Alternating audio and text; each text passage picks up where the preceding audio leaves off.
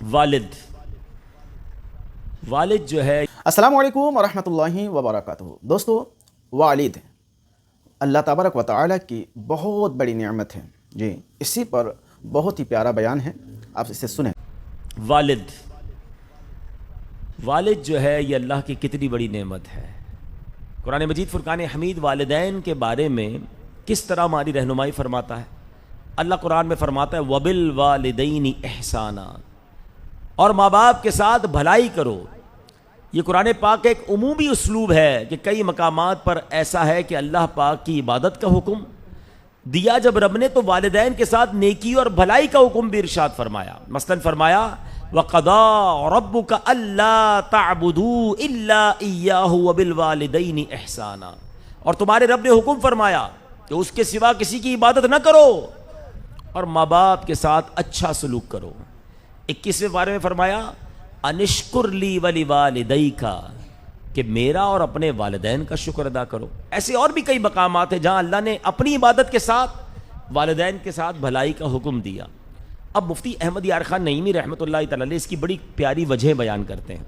آپ فرماتے ہیں کہ نمبر پہلی وجہ، ماں باپ فیض الہی کا پہلا واسطہ ہے. یعنی اللہ پاک کی جتنی بھی نعمتیں بندے کو ملتی ہیں نا، وہ کب ملتی ہیں؟ جب وہ پیدا ہوتا ہے. ہم دنیا میں آئے تو ساری نعمتیں ملی نا. تو سبحان اللہ، بندے کی پیدائش کس کے ذریعے ہوتی ہے؟ والدین کے ذریعے ہوتی ہے. گویا ہر نعمت، ہر طرح کے فیض ملنے کا پہلا واسطہ ہمارے والدین ہیں. وہ نہ ہوتے تو ہم نہ ہوتے، ہم نہ ہوتے تو یہ دنیا، یہاں کی تمام نعمتیں پھر ہمیں کیسے ملتی؟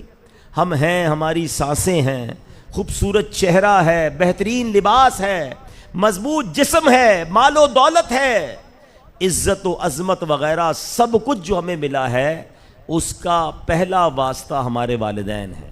تو یہ بات ہمیں سمجھنی ہے. اس لیے اللہ نے اپنے حقوق کے ساتھ، اپنی عبادت کے ساتھ جب بات کی ہے تو والدین کے حقوق کی بات کی ہے. دوسری وجہ مفتی صاحب لکھتے ہیں کہ ماں باپ کے ہم پر جو احسانات ہیں نا، اس میں اور اللہ پاک کے احسان و انعامات میں کچھ مشابہت ہے.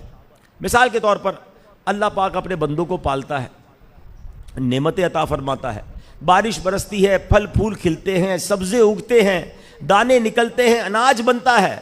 یہ سارا نظام کائنات جو رب نے ہمارے لیے بنایا، کہ اللہ کو معاذ اللہ اس میں کوئی لالچ ہے؟ اللہ کو اس میں کوئی معاذ اللہ مطلب ہے کہ ہمیں دے گا تو ہم اس کو کچھ دیں گے؟ کوئی لالچ نہیں. اللہ خود فرماتا ہے ما اريد منهم من رزق وما اريد ان يطعمون ان اللہ هو الرزاق ذو القوة المتین. ترجمہ کنز العرفان، میں ان سے کچھ رزق نہیں مانگتا اور نہ یہ چاہتا ہوں کہ وہ مجھے کھانا دے. بے شک اللہ ہی بڑا رزق دینے والا، قوت والا، قدرت والا ہے. یعنی اللہ جو دے رہا ہے اس میں رب کا کوئی لالچ نہیں ہے. ماں باپ سے جو ملتا ہے نا، اس میں ماں باپ کا بھی کوئی لالچ نہیں ہوتا. دنیا میں اگر بے لوث ہم سے کوئی پیار کرتا ہے نا، تو وہ ہمارے والدین ہیں. ان کو کوئی لالچ نہیں ہوتی. صبح سے شام تک ماں نوکرانیوں کی طرح لگی ہوتی ہے. بلکہ اگر غور کریں، جب ہم پیدا ہوتے ہیں، ایک انسان گوشت کا لوتھڑا ہی ہوتا ہے نا، اتنا ولنریبل ہوتا ہے، اتنا کمزور ہوتا ہے پیدا ہونے والا بچہ، کہ اس کو 2 خادم چاہیے. یاد رکھیے گا، اللہ کی شان دیکھیں. کسی کے یہاں بھی بچہ پیدا ہو جائے، اس کو 2 خادم چاہیے. کیسا؟ ایک خادم تو باقاعدہ اس کی جسمانی خدمت کرے، اس کی گندگی صاف کرے، اس کی مالش کرے، اس کو کھانا کھلائے، اس کو دودھ پلائے، اس کی خوراک کا انتظام کرے. اور دوسرا خادم کون چاہیے؟ جو اس کی مالی مدد کرے. ظاہر ان تمام چیزوں کے لیے پیسے چاہیے. اللہ اکبر. اللہ کریم نے ہم سب پیدا ہونے والے کے ساتھ ماں جیسی نعمت عطا کی، جو ہماری تکلیف پہ اٹھ جاتی ہے، ہماری گندگی صاف کرتی ہے، ہماری مالش کرتی ہے، ہمارے بال سنوارتی ہے. روئیں تو پتہ چل جاتا ہے کیا پرابلم ہے.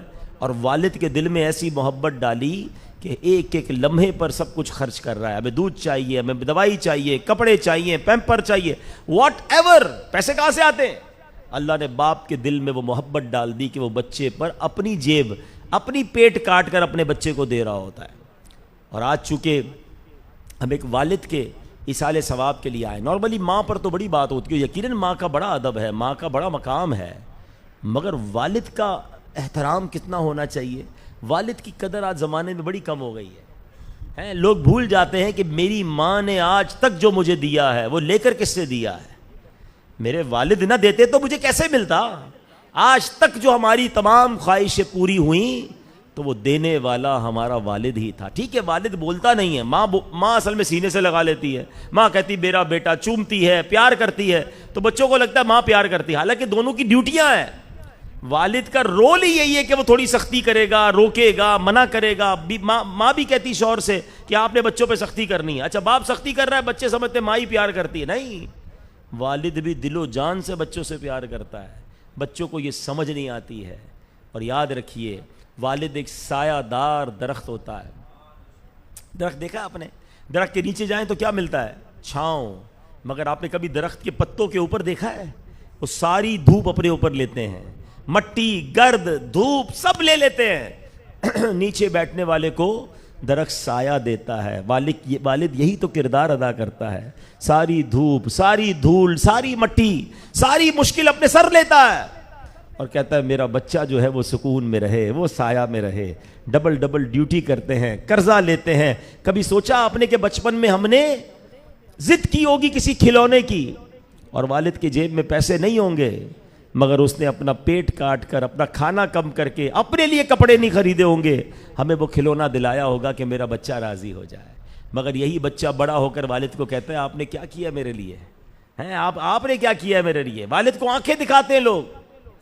نہیں میرے پیارے اسلامی بھائیوں, پوچھو ان سے جن کے والد چلے گئے. جن کے پاس والد ہے نا, خدا کے واسطے قدر کر لو. یہ ماں باپ کمال ہستیاں ہیں. جب چلے جاتے ہیں تو اور یاد آتے ہیں, اور والد کے جانے کے بعد تو بندے کو لگتا ہے سر سے سایہ ہی اٹھ گیا ہے. والد صرف سر پہ ہاتھ رکھ کے یہ کہہ دیتے تھے نا بیٹا فکر نہ کرنا میں ہوں, ساری ٹینشن دور ہو جاتی تھی. اب کون ہے جو کہے کہ فکر نہ کرنا میں ہوں؟ تو والد کی قدر کیجئے, والد کی دعائیں لیجئے. احادیث میں یہ مضمون بھی ملتا ہے جس سے اس کا والد راضی اس سے اس کا رب راضی, جس سے اس کا والد ناراض اس سے اس کا رب ناراض. ماں آپ کو ناراض نہ کیا کریں. ماں کی تو یقیناً شان نرالی ہے, ماں کے قدموں تلے جنت ہے, مگر میں اسپیشلی والد کے بارے میں آپ کو سمجھا رہا ہوں. احسان مانے اپنے والد کا, انگلی پکڑ کر چلایا جس نے, سب کچھ ہمیں ہمارے والد نے سکھایا. اور جب بڑھاپے میں والد کو ضرورت پڑی تو بیٹا والدین کی خدمت نہیں کر رہا. آج بیٹا والد کو پیسے دینے میں سوچ رہا ہوتا ہے. نہیں میرے پیارے اسلامی بھائی, ایک بار پیارے آقا علیہ الصلوۃ والسلام کی بارگاہ میں ایک والد آیا اور اپنے ایک بیٹا آیا اور والد صاحب کی شکایت کی کہ حضور میرے والد صاحب میرے پیسے لے لیتے ہیں. والد کو بلایا گیا تو پوچھا تم اپنے بیٹے کے پیسے کیوں لے لیتے ہو؟ کہا میں پوچھے تو صحیح پیسوں سے کرتا کیا ہوں, پیسے لے کے خود کھاتا ہوں, اپنے رشتہ داروں کو دیتا ہوں. اور نبی پاک کو یہ وحی کے ذریعے بتایا گیا کہ اس والد سے پوچھے اس نے کچھ اشعار لکھے ہیں. اب والد سے نبی پاک نے فرمایا کہ سنا ہے تم نے کچھ اشعار لکھے ہیں.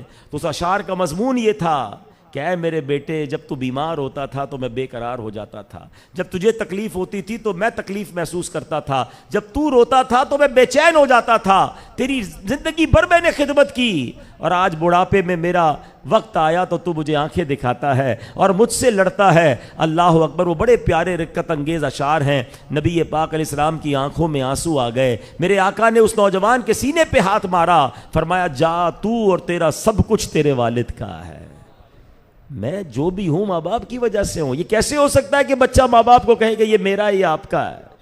تو اے میرے پیارے اسلامی بھائیوں, اور پھر میری اور آپ کی شریعت ماں باپ کے جو حقوق بیان کرتی ہے اس میں جو حقوق زندگی میں ادا کرنے کے ہیں وہ تو ہم سنتے رہتے ہیں اور ادا کرنے چاہیے کہ انہیں اف نہ کہیں, ان کا حکم مانیں. بلکہ والد کے ساتھ بیٹے کے برتاؤ کے بارے میں علماء بتاتے ہیں کہ بیٹا باپ کے آگے ایسے رہے جیسے غلام آقا کے آگے رہتا ہے.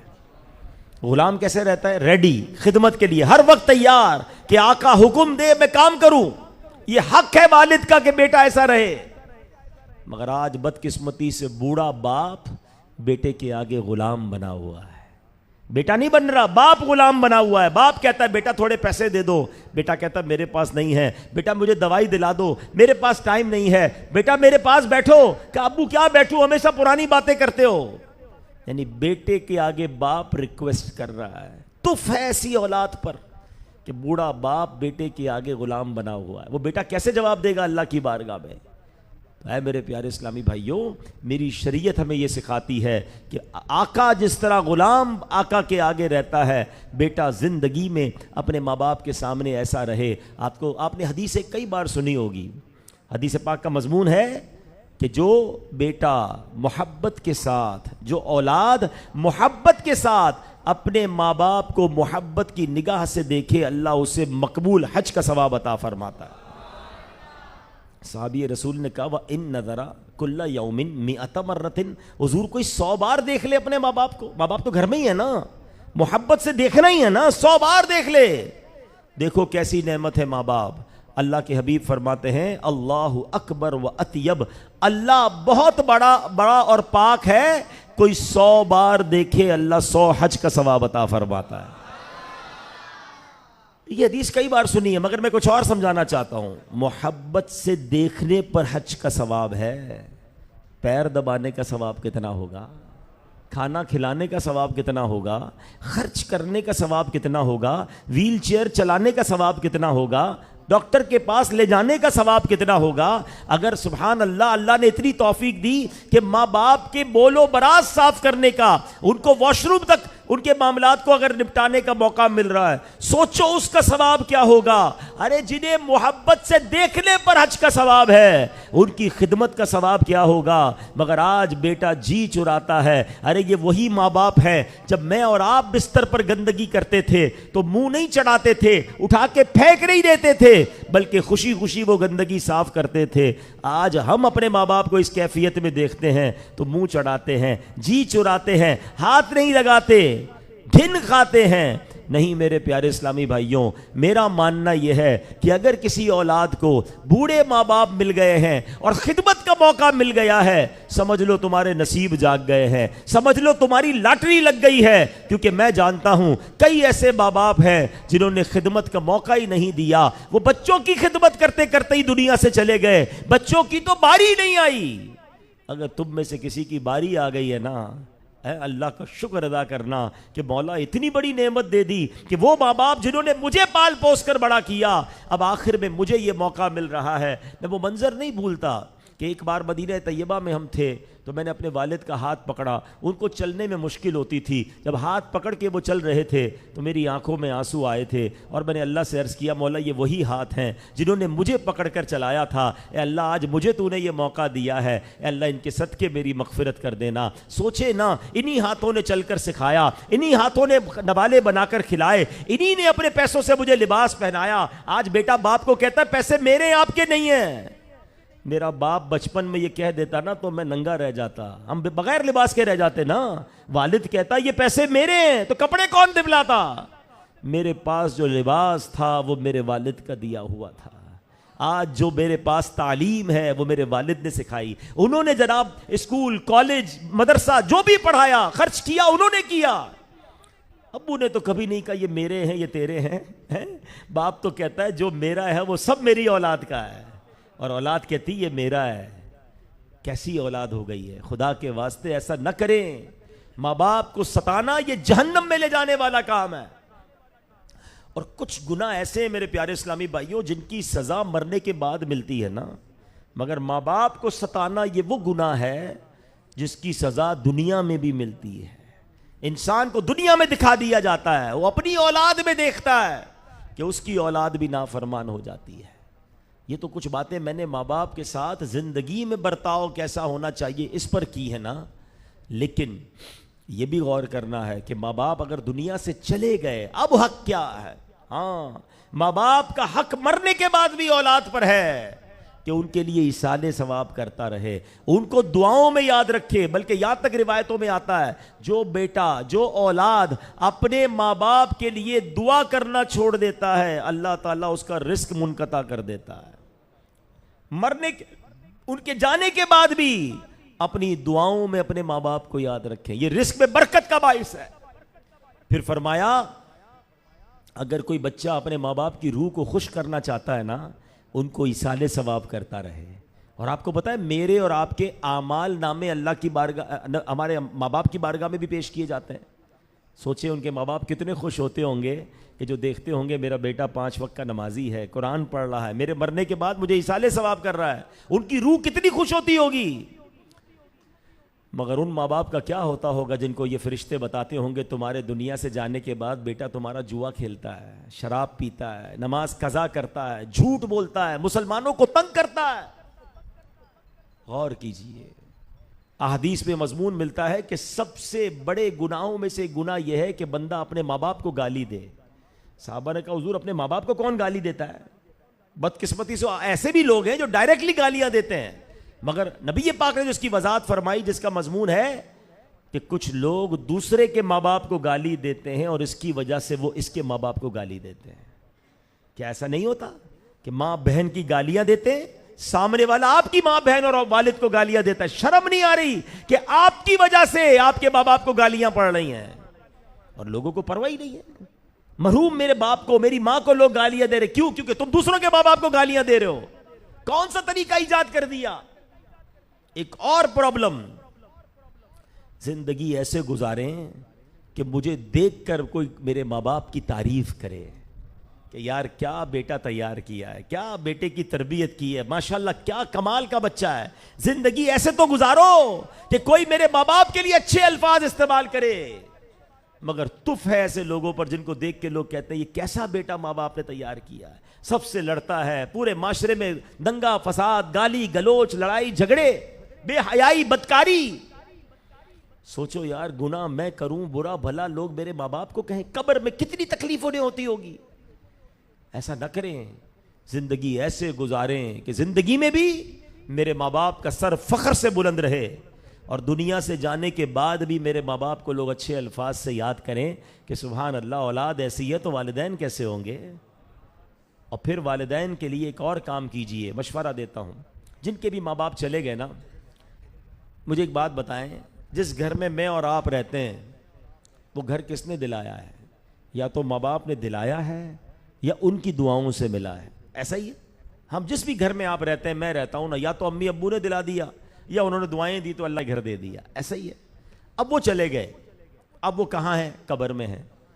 اب ہماری باری ہے، اولاد کی باری ہے کہ وہ اپنے ماں باپ کو جنت میں گھر دلا دے۔ کتنا مزیدار ہے کہ امی ابو کے لیے جنت کا گھر تحفے میں۔ اب وہ کیسے ہو سکتا ہے؟ سبحان اللہ، کیسا میرا پیارا دین ہے اور کتنا آسان ہے کہ میں اپنے ماں باپ کے لیے جنت میں گھر کیسے بنا سکتا ہوں۔ حدیث پاک میں آتا ہے کہ جو اللہ کے لیے مسجد بناتا ہے اللہ اس کے لیے جنت میں گھر بناتا ہے۔ تو اللہ نے جن کو عطا کیا ہے وہ ماں باپ کے نام پہ مسجد بنا دے۔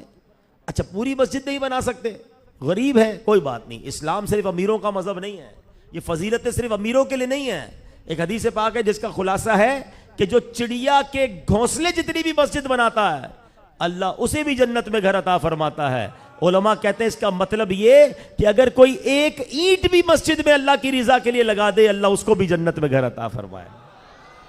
تو بھائی ماں باپ کے لیے حصہ ملا دے، کسی دعوت اسلامی والے تو مسجدیں بناتے رہتے ہیں نا، آپ کے علاقے میں بھی بن رہی ہوگی، جس کو اللہ نے جتنا دیا ہے۔ اب خود سوچ لے، کنجوسی تو نہیں کر رہا، دے لاکھ سکتا ہوں اور دے ہزار رہا ہوں، تو پھر اپنے آپ سے پوچھ لے، جس کا جیسا حصہ بنتا ہے، ماں باپ نے مجھے جتنا نوازا، انہوں نے میری جتنی فکر کی، میں اسی حساب سے ان کے لیے خرچ کروں، ان کو قبر میں کیسا زبردست ثواب ملے گا۔ آج جس مسجد میں ہم اجتماع کر رہے ہیں یہ پتہ نہیں کتنے سال پہلے بنی ہوگی ہے، جنہوں نے بنائی ہوگی ہو سکتا ہے وہ ان میں سے بہت سارے دنیا میں بھی نہیں ہوں گے، مگر آج جو یہ اجتماع ہو رہا ہے نا اس کا ثواب بھی انہیں مل رہا ہوگا۔ 5 وقت اذان ہوتی ہے اس کا ثواب ملتا ہے، مسجد کمال کا کام ہے۔ تو میرا مشورہ ہے جس کے ماں باپ، دادا دادی، نانا نانی، بھائی بہن، جو بھی رشتہ دار دنیا سے چلے گئے، آپ انہیں جنت کا گھر تحفے میں دے سکتے ہیں کہ مسجد بنائیں یا ان کے نام کا مسجد میں حصہ ملائیں۔ تو الحمدللہ دعوت اسلامی دنیا بھر میں مساجد بناتی ہے، آپ ہم سے رابطہ کیجئے، مل جل کے آپ کے مرحومین کے ایصال ثواب کے لیے یا تو مسجد بنائیں گے یا اس میں حصہ ملائیں گے۔ دوستو آپ نے بیان کو سماعت کیا، یہ بیان آپ کو کیسا لگا کمنٹ ضرور کیجیے گا۔ اللہ تعالی ہم پر والدین کے سایہ قائم رکھیں، والدین اگر زندہ ہیں تو ان کی خدمتیں کریں، ان کی عزت کریں، ان کے سامنے اونچی آواز میں بات نہ کریں۔ ملتے ہیں کسی اور ویڈیو میں، تب تک اپنا خیال رکھیں، خدا حافظ، السلام علیکم ورحمۃ اللہ۔